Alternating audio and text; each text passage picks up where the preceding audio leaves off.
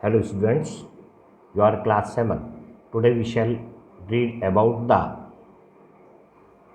lesson number 4 of history.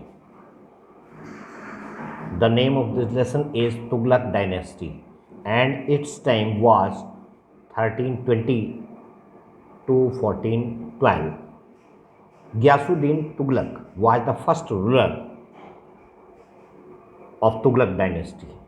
He tried his best to revive and restore the lost glory of Sultanate. Being an efficient administration, he further extended the territories of his empire. He was the view that excessive taxation resulted in uproar in the society. Therefore, he imposed regional taxes, encouraged agriculture, and maintained law and order in the society. Ghiyasuddin Tughlaq was a devout Muslim, but he never persecuted Hindus. After Ghiyasuddin Tughlaq, Muhammad bin Tughlaq became the ruler of India. Its time was 1325 to 1351. After the death of Ghiyasuddin Tughlaq, his son Muhammad bin Tughlaq ascended the throne and became Sultan in the year of 1325. Progressive scheme of Muhammad bin Tughlaq. Muhammad bin Tughlaq introduced several schemes intending thereby the progress of his empire and economic reforms. He had vast knowledge but lacked in practical approach. He failed to understand the needs of his people and the difficulties of his in the implementation of his novel schemes. His administrative reforms were impractical. As a consequence of his, he became unpopular. Some of the reformative schemes introduced by him were as under encouraged taxation of Doab. Doab was highly fertile plain located between Ganga and Yamuna. It was the most fertile plains and area who gives the grains to the whole of our country. In order to enhance the state revenue, the Sultan increased the taxes of this fertile plain. Doab was a prosperous region. At the time when taxes were imposed in Doab, the lives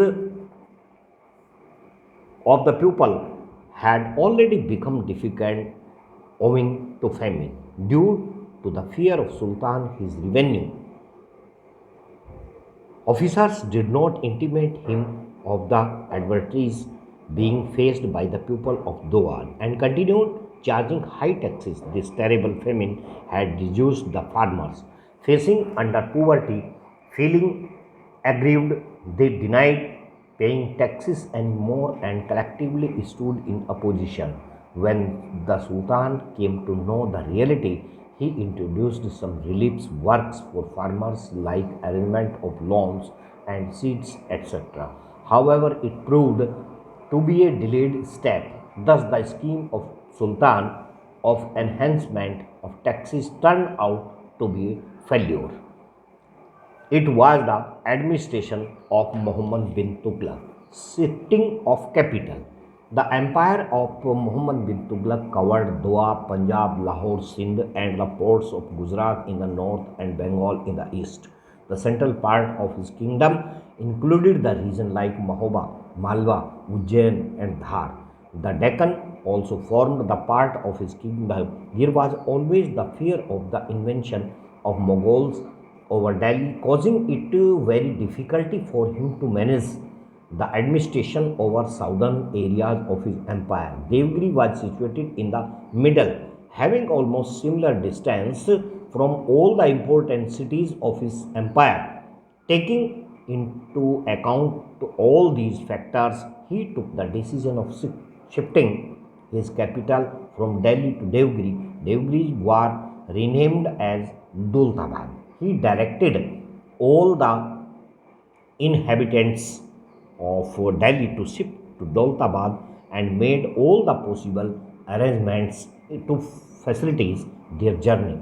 Despite all this, the untold hardships in the transit and the climatic conditions prevailing in Daulatabad became unbearable for the subjects. The manner of dressing, eating, lifestyle, and culture all was new for them. Finding it difficult to adjust, they wanted to return back to their old palace, Delhi. This was the end of the video. In the next video, I will send tomorrow. Thank you.